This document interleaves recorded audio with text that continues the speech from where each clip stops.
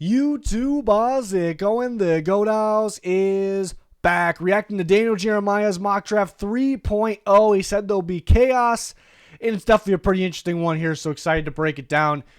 Most recent video on our channel is an updated mock draft for myself, couple rounds, couple trades. Check it out if you haven't seen it. Bunch of free agency content as well. Head over our channel, you won't be disappointed. So here's Daniel Jeremiah's 3.0 mock. Couple trades in this one. We always react to the actual picks. You know, we are live during day one of the draft, and after that, I make a video. The next morning, I make a video. You know, winners and losers, grades, a couple different videos. So I think, you know, I'm the prime person to react to picks here. Let's pretend this is actually what happens in the NFL draft. The Bears select Caleb Williams, who is the likely choice we would think. Could there be a surprise? They move back one spot to 2. Unlikely, but he can't rule it out. But I actually don't think there's that much of a difference between Caleb Williams and Drake May. I think, you know, Williams does a lot more with his legs. May is more of the prototypical size. I think Williams is going to be better early on in his career. I think it'll be interesting down the stretch and who will stick with the franchise that drafted them. But Bears take Caleb Williams, and you know, the weapons look a little bit better, I suppose. Well, I guess they had Keenan Allen, everything. You know, Gerald Everett as well. So it'll be interesting to see with Bears with a different quarterback here. And the Commanders go Drake May, which I've been mocking as well. I actually really like the fit. People are saying they got to go up and get Caleb Williams. They got to take Jaden Daniels. I like Drake May for Kingsbury's offense. You know, see him with maybe, you know, more of a quarterback that's the prototypical size. You know, I think some of the issues in Arizona, were on Kingsbury, but I think some were on Murray as well. I think he had a little bit more flaws than people thought.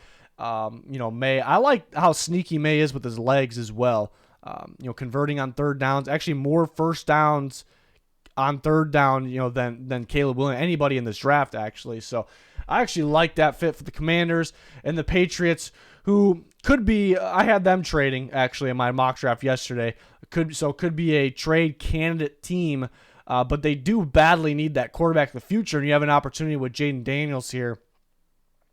So they do take a chance. We got quarterbacks go 1, 2, 3, 4. The Vikings trade with the Cardinals. This is where it gets interesting here because I had the Vikings trading up as well. It feels like they're going to trade up. That's what it feels like based on that Texans trade. They take McCarthy, who it just sounds like they're in love with. McCarthy's in love with them. There's just so many connections right now.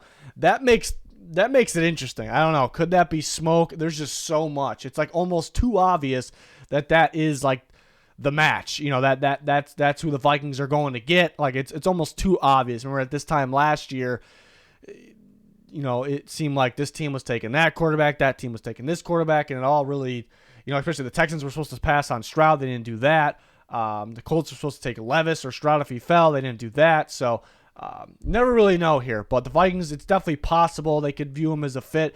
They go up and get McCarthy. Yeah, I do have an issue with, you know, in this case, if it's pick 4 and the top 3 quarterbacks are already off the board. You know, Cardinals pick 4. We know they're in the market for a receiver. Chargers pick 5. We know they're not going quarterback. Giants, some people think they're going quarterback. I really don't think so. I think they're going to give Daniel Jones a shot. They gave him that contract. They valued him at that contract. To just give up on him after he barely played last year, I don't see it. I just don't see it. We can debate all day if we think they should or not. That's different, but I just don't see them doing it. And they add Drew Lock. I don't think the Giants are taking a quarterback. The only threat the Vikings have is the Broncos, who pick one pick behind them. So do they need to trade up to 4 to get the 4th quarterback? To me, it seems like they're gearing up to do so. I just don't think it makes a whole lot of sense. So I wouldn't. McCarthy's growing on me. He's got a lot of upside. I would like to pick at 11, perhaps. I don't love trading up to 4 if all 3 of the quarterbacks are off the board. I think it's a little bit like of a reach trade up there. And then what I think what makes even less sense is and I'm not saying I'm not saying Daniel Jeremiah makes less sense. I'm saying like this is realistic. Anything's pretty much realistic because the draft, why we love the draft so much, it's like every pick almost is like, wow, like unexpected, trying to dissect what's smoke, what's not, so this is definitely a realistic mock. What I think, kind of acting like this actually happened, I think there's teams that don't make sense all the time. I think the Cardinals don't make sense in this scenario. They could do it. I just think I wouldn't really agree. This is an interesting mock. I looked through this mock already. It's very interesting for the Cardinals. So, but They need a receiver so badly, and they can still get one in this scenario. But you have a chance at getting, I mean, the special talent at the top, the elite talent. That might be an understatement. Sure thing receivers, do it all receivers, Pro Bowlers, like star NFL future, in their future receivers, and you're gonna pass on one to get more picks. They already have a lot of picks. At a certain point, you cannot be passing on elite talent because elite talent wins football games. I mean, more than that, it wins playoff games, wins Super Bowls.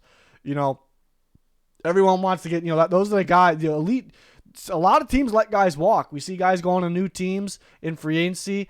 What teams don't let happen is you typically do not let elite talent walk because these are must-have guys. So you want those guys on your team. So I don't know. The Cardinals definitely could trade back. There's some buzz about it. I wouldn't really agree with that. I don't know if I would agree with the Vikings like we talked about as well. Go up to 4. And it's a surprise too. It's the same exact situation with the Chargers trading back. Sure, they could use picks, but they have a decent amount of picks. They traded Keenan Allen, for just a 4th-round pick. You need a receiver. You have an opportunity to get an elite receiver. I mean, the first choice of one still, because the Cardinals passed on one. They traded back, and you're going to trade back. Just passing on special talent. I wouldn't love that for the Chargers. The Jets move up and get Marvin Harrison Jr., so there's good and bad with that.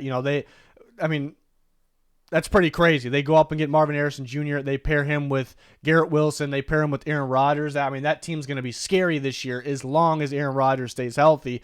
But they get a great receiver for the future, and they have an incredible duo, Ohio State duo, with Garrett Wilson and Marvin Harrison Jr. So that's great. But this is like a move where the Jets are just all in now. Like it's Super Bowl or bust. Like we're helping. And I know Harrison Jr. can help them in the long run, but they're trading away picks. They just want the best players they can get so they can win now. So could that backfire on them? It could, but I still would like that, depending on what they gave up, obviously. But you're still getting a top tier elite receiver. Other teams that badly need a receiver didn't want him. You're moving up and getting them. So very interesting. So the Giants end up getting Malik Neighbors. They could prefer Odunze over him. I could see that. I'm not saying that's what's going to happen, but it's a possibility. But they get a big time receiver at 6. They got to be taking a receiver. People think they're taking a quarterback. I really don't. Like they value Daniel Jones at that big of a contract, and he only played a handful of games last year. They value him so much. Like there's no way they're giving up on him. I would, if you have an opportunity to get a great quarterback, you do it. You do it. Like that's me, but I just don't see them giving up on Dan. And they got Drew Lock as the backup. They didn't add any receivers in free agency when they badly need a legit number 1 receiver.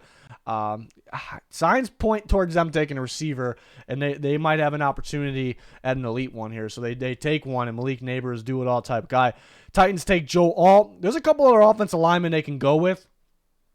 Maybe, but they get the high upside and potentially the best right now in Joe Alt at 7, a very realistic pick. I've had the Falcons taking Dallas Turner, best pass rusher in the class, really good fit. The Falcons feel like they are an edge rusher away. Makes a lot of sense. And the Bears, this is an interesting scenario because the Bears, all the talk right now is they got to trade back at 9. They got to trade back at 9 because they do like to trade back at the draft. They want more picks. They need more picks. They only have 4 picks. But what if one of the elite prospects dropped to them, like Rome Odunze? And again, Keenan Allen up there in age, durability concerns, very, very good, but an expiring contract. What do you do there? You could take Odunze. I guess the issue with that is somebody's going to kind of get limited snaps this year.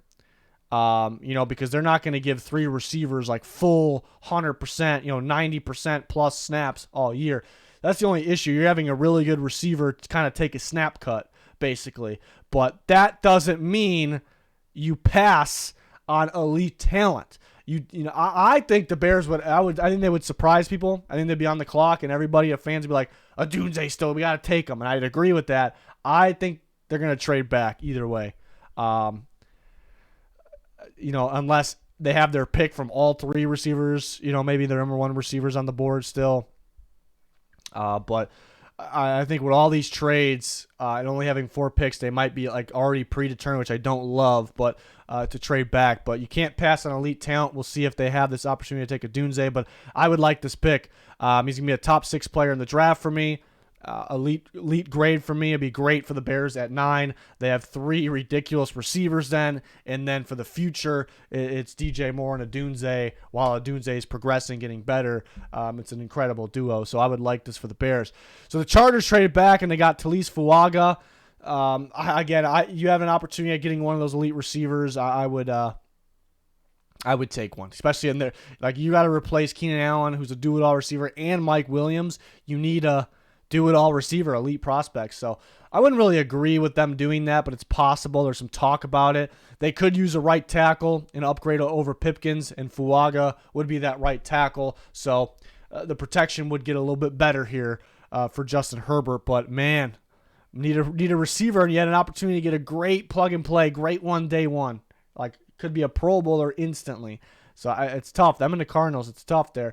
Cardinals go with Jared Verse. See, this is going to be an interesting mock for the Cardinals. Again, I looked at it. It's going to be a roller coaster here in this video. But so already start with, I don't love trading back when you have an opportunity to get an elite receiver and you need a receiver pretty badly. And then you trade back and take Jared Verse. I'm not a huge Jared Verse guy. He's good. Definitely belongs in the first round, no question. I think he'll be good at the next level. I'm not saying he won't be good. He'll be productive.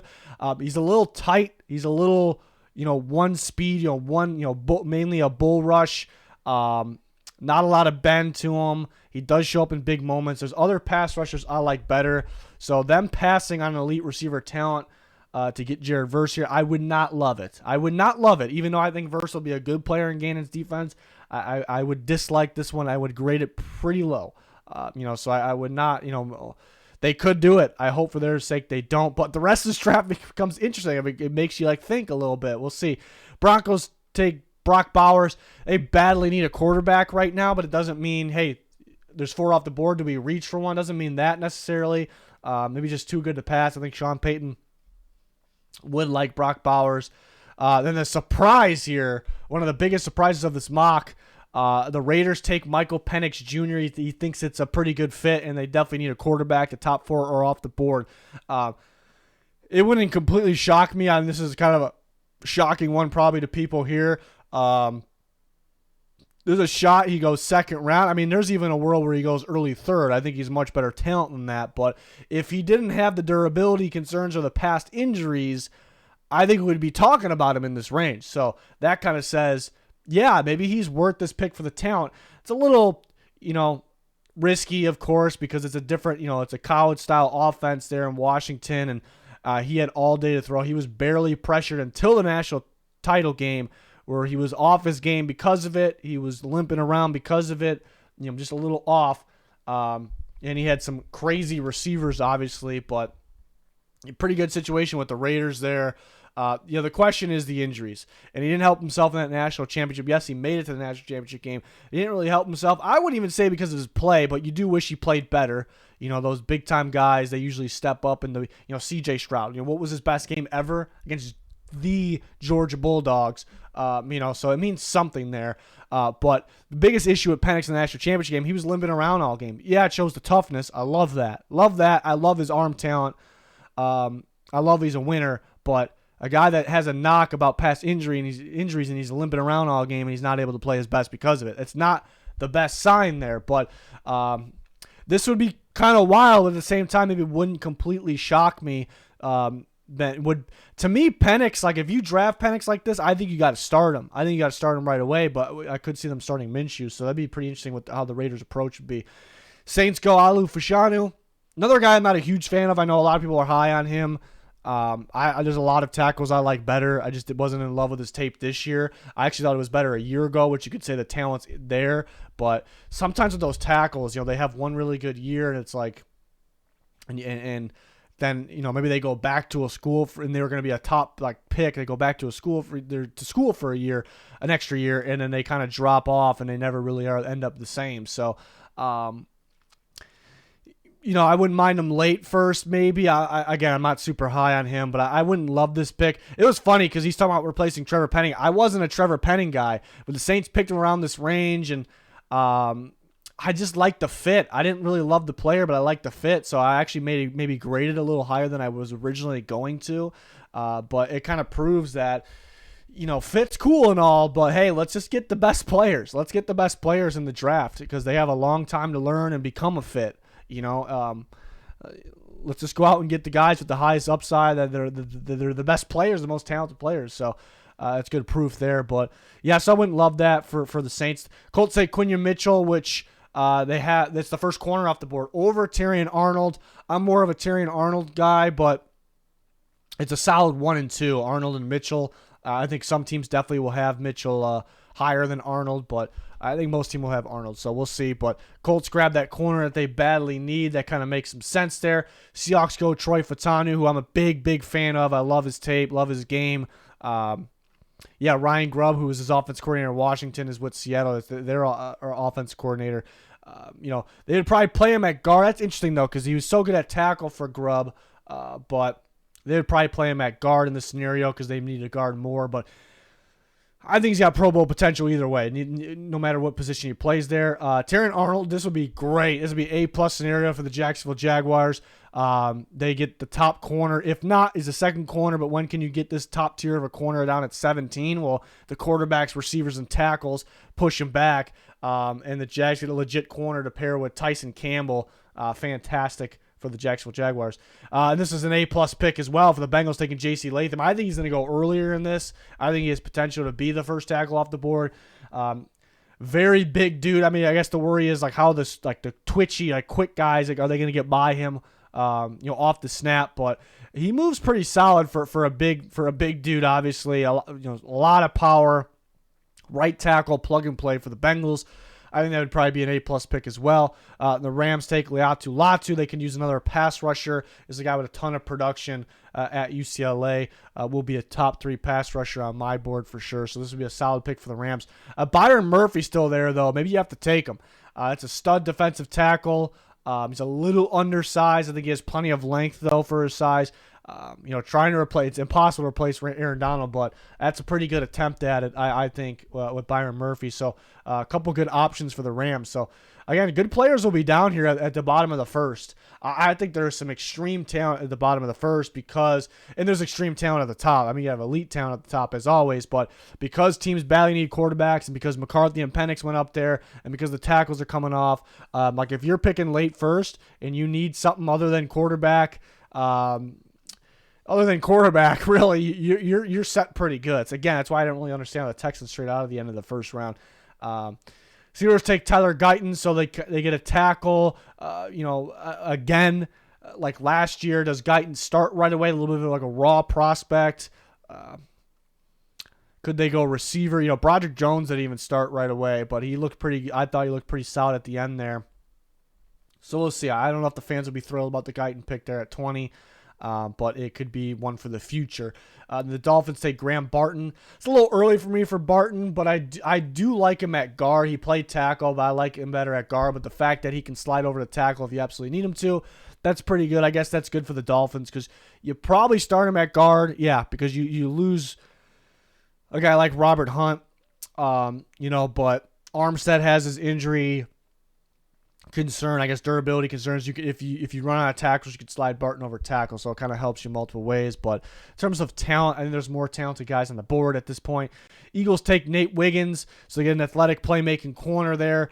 They do have Darius Slay and James Bradbury, who were great 2 years ago. Last year they were pretty bad. Bradbury worse than Slay, but Slay was way off his game too. But they feel like they fixed the defense by adding some pieces, but by getting upgrading defense coordinator with Vic Fangio. But if they add a corner, what are they going to do? Who are they going to start in this scenario? They have Ringo as well. So I don't know if they take corner. They definitely need one for the future, but I think Ringo's that guy. And if you think you fixed the defense and you just paid Slay and Bradbury a year ago that much money, I don't know if they're really dying to replace them right now, but they could be looking out for the future here with Nate Wiggins. So sticking with the Cardinals here, so they actually have another pick. So they'll have 3 picks. They trade with the Vikings. So I ripped them in this scenario for trading back and passing on an elite receiver and then going with Verse, which I think is a little bit of an overdraft up there. That's my opinion. Not everyone agrees with it. But then this pick is pretty good. Getting Brian Thomas Jr., who is the 4th receiver in this draft. He's not an elite receiver prospect, but he's in that next tier after those guys. Legit big body outside receiver. Can separate. Not as good as the top guys, but pretty well for a bigger guy. Touchdown machine. Good tracking the football. Good going up and catching the football. It's really good value. I think he's better than 23rd overall. So it's just like I would grade this pick pretty well, but overall on the night, I'm still a little I still rather have an elite receiver. Take an elite receiver at the top and get either, your defensive lineman or corner with that next pick. I still think that's better, but I would grade this single pick for the Cardinals pretty well. So that's why it's a very interesting mock for the Cardinals. This is a Cardinals mock draft, right? A very interesting one. Okay. I had this in my last mock as well. Jackson Powers-Johnson, the Cowboys. They do need a tackle pretty badly, but a lot of the top ones off the board, the value might be here with Jackson Powers-Johnson replacing Tyler Biadasz at center. So a lot of value there perhaps, but again, how much value do you put in the center? But I had the same thing. Packers take Amarius Mims. It could be a little bit of a raw prospect, a lot of upside, but you could play him right away. But the Packers offensive line, even without Bakhtiari, at the end of last year in the playoffs, looked great. It looked great. So they're pretty good at developing those guys. Is a tackle like their number one priority here at 25. We'll see, but Mims does have a lot of upside. Bucks take Darius Robinson. That's an interesting one. They got rid of Shaq Barrett, so I think they're more in the market of replacing Shaq Barrett. They do have Yaya Diaby.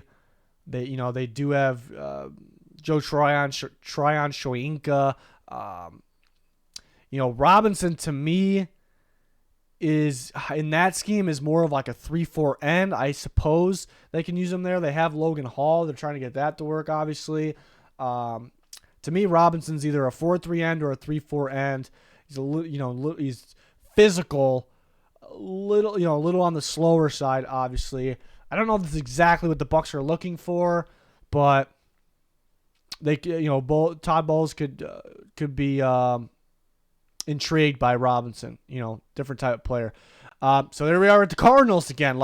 I don't love that trade back, passing on an elite receiver and then taking Jared Verse. I think the Brian Thomas Jr. pick itself is pretty good. And this one, I'm a big Byron Murphy fan. I think this is an absolute steal down here at 27. I think it's an A+ pick if we're just picking this at 27. But I think even though Brian Thomas Jr. is great, I think the better scenario in this case would be to take your best receiver. I don't even care who it is. Marvin Harrison Jr., Rome Odunze, Malik Neighbors. Take one of those. And then if you get Byron Murphy at 27 with your original pick, that is an A+ day for the Cardinals. Big winners, in my videos on my board. Again, if we're talking single picks, this would be up there for one of the best single picks. But if you look at who the winners and losers are on day one on the whole, for me, the Cardinals wouldn't be in the winners because I just don't agree with what they do to the start of this draft here if this happens. So interesting one. Bills take Jer'Zhan Newton. So could use a defensive lineman in there. They got DaQuan Jones back. They got Ed Oliver. Those guys would start. They're looking for, who's going to solidify themselves starting off the edge. So Newton at this point would be a rotational piece, but an interesting one for passing downs. Could get creative, use all 3 of those guys. Or, passing downs, take DaQuan Jones out, perhaps, and Oliver and Newton. Perhaps maybe looking for a guy that can help them start for them, help them, right this second, but it is a really good player. And the Lions go Kool-Aid and McKinstry, so could use another corner. I think they're set for who's starting for them. Sutton and the newly added, acquired Carlton Davis. Carlton Davis has 1 year left in his contract, so could they be looking out for the future? McKinstry could play right away, though. Very instinctive, smart, physical corner. Had an injury that popped up at the combine, so maybe that scares some teams, but I think he's worthy of a pick around this range. Lions still need to fill like an outside receiver role. Would like that for them. Cooper DeJean for the Ravens. Good zone corner that maybe some people like the upside at safety, but I think you'd play corner for the Ravens. I'm thinking, again, you can't really predict position before the draft even starts, but in this scenario, I am thinking more so receiver or offensive lineman. Bigger needs, not always about the bigger needs, but you want to fit. You want the best player available that can help you, specifically right now, but not always. But I think in this scenario, I think you can get a valuable piece from one of those other positions. Niners, Chop Robinson. This would be an A-plus pick for me. I'm a big Chop Robinson fan. Going to be a top 3 edge rusher on my board. The get off is ridiculous, the explosiveness. He's lacking the stats, but if you watch, man, he looks a lot more of an impact or productive than the actual stats show. He could drop in coverage too, but the way he flies off the ball, gets after the quarterback, lacking a little bit of length. Honestly, then that's more of like an issue for teams than the actual stats. I think he's going to be super productive in the NFL. He's a disruptor. He's immediately a disruptor. Like the second the ball is snapped, he's that crazy. He might have the best get off I've ever seen from a prospect. So that's something. That's something there. I would love this for the Niners. My man, I would A+ all day. And Adonai Mitchell goes to the Chiefs. Didn't have Xavier Worthy, even though he's getting a lot of buzz lately in this mock. But Mitchell, so a big receiver for the Chiefs. Maybe replace like Marquez Valdes-Scantling, even though they're definitely a little different. Mitchell has a lot more upside, could be a better receiver. But pairing him with Hollywood Brown and Rashee Rice, that would make sense. Those 3 go together pretty well, actually. Even though I don't have this, I don't know if I will mock it though, because Chiefs look for a specific type, and he does have the speed. I guess they look for. I do like this is kind of growing on me here because you have Hollywood Brown, who's kind of the outside speed receiver. And then you have Rashee Rice, who's a do-it-all guy, but he played a lot in the slot, looked pretty good there, but played plenty outside. But then you have Mitchell, who's an outside receiver in the sense of Hollywood Brown, in the sense of being an outside receiver, but he's a different type of outside receiver, obviously a big body contested catch guy. So you have kind of all 3 of the type receivers you look for, and maybe the Chiefs are looking for because they all have that speed they look for, that big playability. So I actually do like the fit. That's why it's cool looking at these mocks sometimes. You see that and you're like, yeah, okay, maybe that makes more sense than I thought, So there you have it. Like, who would I have as winners? I mean, an A+ pick from Chop Robinson for the Niners for Chop Robinson. I would have that up there. An A+ pick for the Cardinals, but I'm just a little confused about the plan for them. So I wouldn't have them as winners, but I would have that as one of the better picks of the day, which we do that and we grade, after the night of the draft as well. Again, I like the Brian Thomas pick for the Cardinals. Probably wouldn't be A+. It'd probably be an A grade, for them. Latu's a good pick. Latham is a potential to be A+. Arnold for the Jags would be A+. I'm a big Fatanu guy. This is probably his range, though. It's not like, wow, big-time steal. It'd probably be an A, but I'm a big Fatanu guy, so I would like that. Penix is an interesting one. Fashano's an interesting one for the Saints as well. Verse one's interesting.